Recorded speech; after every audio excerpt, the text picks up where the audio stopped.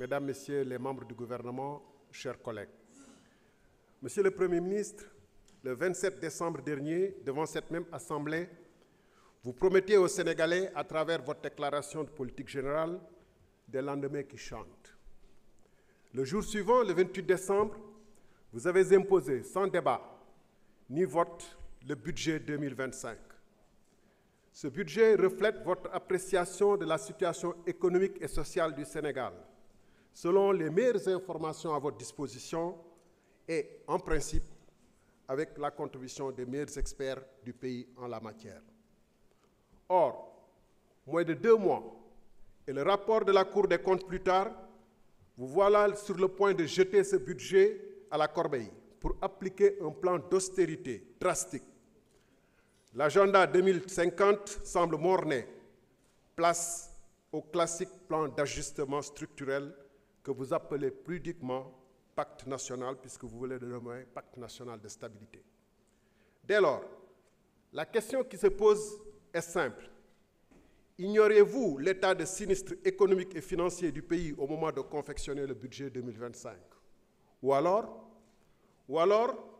aviez-vous choisi sciemment de présenter des projections sans rapport avec la réalité?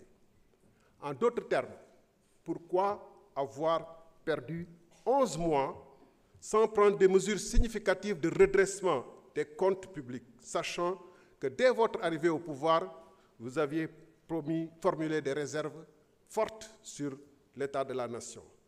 En effet, une volonté réelle d'assainissement des comptes se serait manifestée par une loi de finances rectificative dès le premier semestre 2024. Je vous accorde que la situation dont vous avez hérité est compromise, mais vous avez contribué à aggraver la situation. Par exemple, vous avez trouvé un déficit initial dans la LFI 2024 de, si je puis dire, seulement 840 milliards. Vous y avez ajouté votre propre contribution à ce déficit en le dégradant de 1522 milliards supplémentaires, ce qui l'a porté à 2362 milliards. Monsieur le Premier ministre, dégg naa la léegi nga wax ci wàllum réduction train de vie de l'État. fa ma njëkkoon xalaat ni foofu ngay tàmbalee mooy fonds politique yi nga xam ne da nga waxoon yow di dafa araam. Lu araam dañ ko war a teggi ci saa si, surtout bu ñu naree jàkkaarloog Sénégalais yi laaj leen nañ leen def effort. Ndax góorgóorlu gi nag moom lu mu war a dégg ci sa kàddu mooy ceinture bi seere woon na ko ba mu nar a dagg na ko gën a seere. Weerum koor bi nar a ñëw moom weerum koor mars 2025 bi ay at lay durer. Donc dafa mel ni waa ji ne woon man li may naan sàngara la waaye bu dëggee ci sama biir day nekkaat meew. Fonds politique bi dafa araan waaye man mun naa ko lekk. ci noonu agence yi nga xam ne da ngeen ko tàmbale woon régime bi fi jàll ak lu mu yées ba mu ñëwee rek dafa supprimer agence naam yokkaat na ko. Lu tax tàmbale woon dès 2024 wàññi agence yi waaye mercredi bu ne ngeen nommé ba léegi ngeen ne doog a gis ni que réew mi attanu ko. Booba nag université yi am na ñu bëri ñoo xam ne ay vacataires ñoo fay jàngale université yu bëri. Booba yéen a ngi recruter ay chargés de mission alors que am na ay médecins yu taxawal ci réew mi. Fa ma doon xaare premier ministre boo waxee réduction train de vie de l'État nga wax ni avion bi ñu xam ne dañ ko jëngoon ci jamono Covid. Avion présidentiel. Jërëjëf. Monsieur le Premier ministre, mën nga jël kàddu indi say tontu.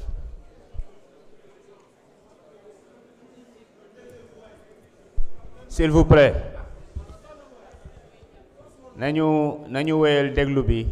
Merci beaucoup. Je pense que dans les interpellations de l'honorable député Thierno Alassane Sall, il y a beaucoup d'amalgame.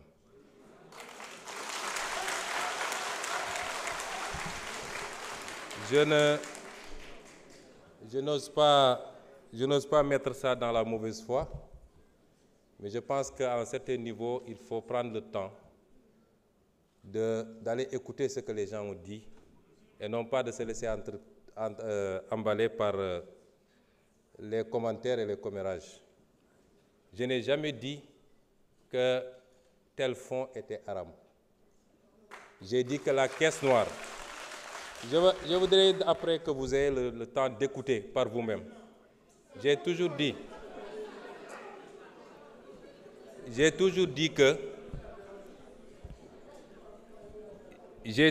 que dans un pays, il faut qu'on soit très clair, dans un pays, avoir des fonds qui sont laissés exclusivement à la discrétion d'un homme, fût-il président de la République, qu'il peut utiliser à sa guise, qu'il peut donner à qui il veut, qu'il peut même mettre dans une pièce, mettre de l'essence et allumer, c'est inadmissible parce que c'est l'impôt des Sénégalais.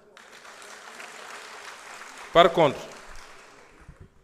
dans tous les pays du monde, et même dans ceux qu'on appelle les plus grandes démocraties, il y a ce qu'on appelle les fonds secrets, qui permettent de régler des situations qu'on ne peut pas afficher publiquement et qui font l'objet d'un encadrement.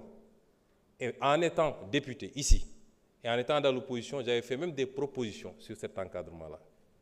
Et cela correspond à la vision de PASTEF qui sera matérialisée dans la gestion de ces fonds secrets.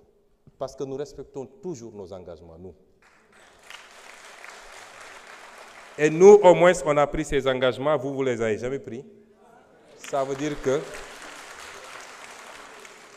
que vous auriez largement joui des fonds politiques, comme vous avez joui du régime de Macky Sall pendant des années sans avoir jamais dénoncé. Et vous ne pouvez pas aujourd'hui donner des leçons. Le budget 2024, le budget 2025 est un budget qui a été pris dans les conditions que tout le monde connaît. C'est un budget à minima qui a permis au moins de sauver cette année budgétaire, de ne pas être face à un blocage à la date, à l'échéance. Mais il était évident qu'entre l'installation de l'Assemblée nationale et le moment du vote du budget, il était impossible de procéder à l'élaboration d'un budget dans des standards que tout le monde accepte. Et c'est pourquoi nous sommes en train de travailler à la loi de finances rectificative que vous appelez, qui sera celle qui sera réellement conforme à notre programmation. Et austérité, c'est vous qui l'avez dit. Nous ne sommes pas dans l'austérité. J'ai l'impression que vous ne comprenez pas ce que c'est que l'austérité. Nous ne voulons pas que le pays s'arrête malgré la situation difficile. Nous voulons aujourd'hui travailler malgré tout, en faisant des efforts sur nous-mêmes, à dégager des marges budgétaires qui nous permettent, tout en continuant à respecter nos engagements, aussi bien par rapport à la dette intérieure que par rapport vis-à-vis de nos engagements internationaux, de pouvoir avoir des marges budgétaires pour lancer le programme Vision 2050.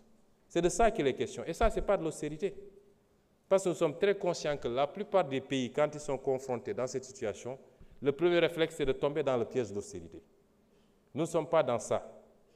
Nous sommes dans le réaménagement qui nous permettrait, tout en tenant compte de la situation catastrophique dont nous avons hérité, de faire les bons choix en rationalisant la dépense publique et en dégageant des marges qui nous permettent, dès la semaine prochaine même, dès les jours à venir, de commencer à lancer le programme, que l'économie ne s'arrête pas, que l'investissement ne s'arrête pas et que nous puissions continuer à produire de la croissance, indépendamment de la croissance qui peut provenir des secteurs qu'on connaît habituellement, notamment le pétrole et l'agriculture.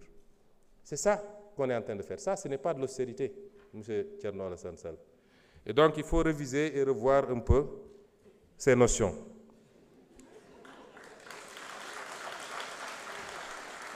Et vous dites que nous sommes restés 11 mois sans prendre de mesures. Ah non. Durant ces 11 mois, on en a tellement pris des mesures correctives. Mais il se trouve que quand vous arrivez, vous héritez d'un État. Vous lancez des travaux. On ne se lève pas pour dire je rationalise telle agence, j'enlève, etc. On fait des études pour être sûr que les choix qu'on va faire sont les bons. Un État, c'est assez sérieux. Et durant le temps de ces études, il fallait continuer à faire tourner l'État, comme on dit. Et il fallait mettre des gens à la place qu'il faut pour qu'ils travaillent. Parce qu'il n'est pas question aussi qu'on laisse des gens qui ne partagent pas notre vision, qui ne comprennent pas notre combat, continuer à vouloir piloter des directions générales stratégiques ou des agences où on a besoin aujourd'hui de nous installer dans la vision 2050. Et le temps de faire ce travail, effectivement, on a mis ce qu'il faut. Ce qu'il faut saluer, et vous devez être le premier à le faire, c'est d'avoir le courage de dire, nous ne subirons pas la pression du militant, nous ne subirons pas la demande militante, et nous allons faire les réformes qu'il faut. Quitte à dire à un directeur général sur 3 que nous sommes désolés, mais le pays n'a pas besoin de cette responsabilité pour le moment. C'est ça le courage politique. On aurait fait comme tout le monde, comme vous avez fait quand vous étiez au pouvoir, on allait laisser les choses telles quelles et même créer de nouvelles agences. Monsieur Sall, quelquefois, il faut savoir applaudir, c'est bon. Ça ne vous enlèvera rien. Vous ne pouvez pas vous inscrire dans la critique gratuite, ce n'est pas bon. Les initiatives sont salutaires et saluées par tout le monde, mais dites gongo et puis c'est fini. Je vous remercie.